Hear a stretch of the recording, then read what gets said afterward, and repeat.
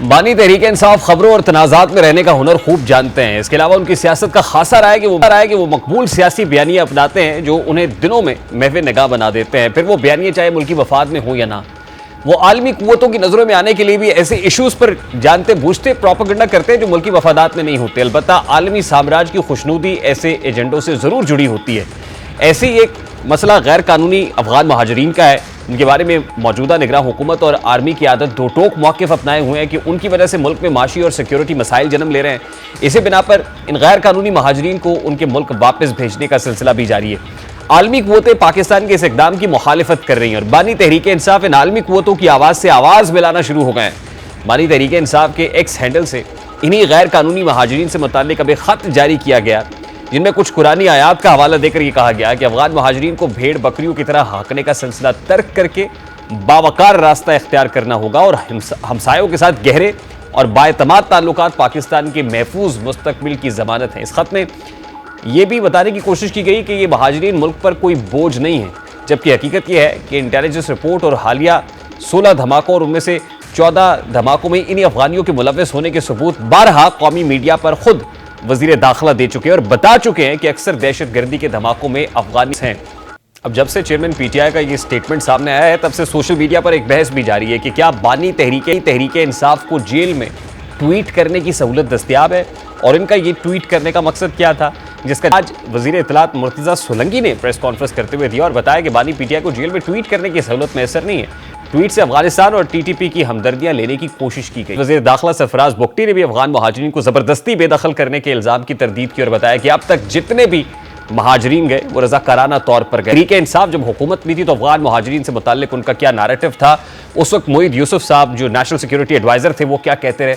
Chairman Tehreek Insaf के दौर में उनके अपने नेशनल सिक्योरिटी एडवाइजर बारहा ये पॉलिसी वाज़ेह कर चुके हैं कि तमाम अफगान महाजरीन को वतन वापस जाना होगा और इस हवाले से उनका जो स्टेटमेंट है हमने आपके सामने रखा। अब यह सवाल यह है कि आखिर बानी तहरीक इंसाफ के ट्वीट का मकसद क्या था? क्या हकीकत में वो हमदर्दियां समेटने और मकबूल बयानियां बनाने की कोशिश कर रहे हैं?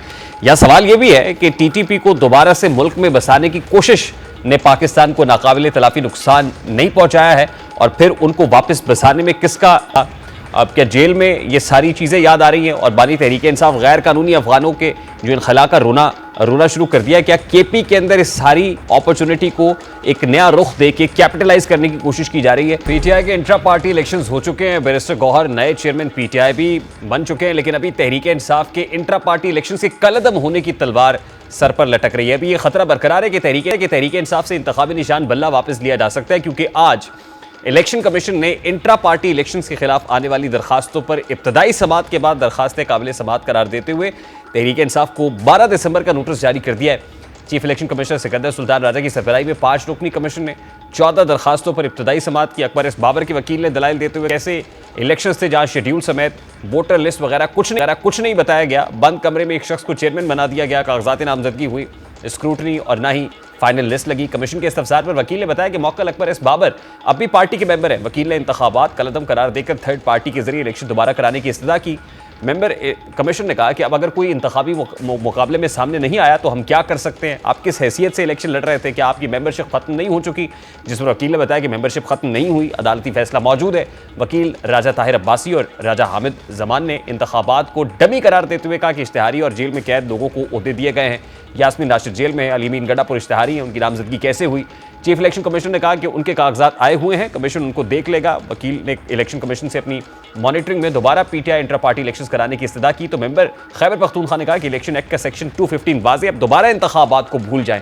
इलेक्शन कमीशन के सामने अकबर एस बाबर की पीटीआई सेंट्रल सेक्रेटेरिएट जाने की वीडियो चलाई गई। मेंबर कमीशन ने कहा कि वीडियो कानूनी शहादत के तहत सबूत के तौर पर नहीं ले सकते, वीडियो में दिखाए गए मुलाजमीन को बतौर सबूत नहीं ले सकते। अकबर एस बाबर का कहना था कि इंट्रा पार्टी इलेक्शन नाम नेहाद थे, इलेक्शन नहीं बल्कि सिलेक्शन थे।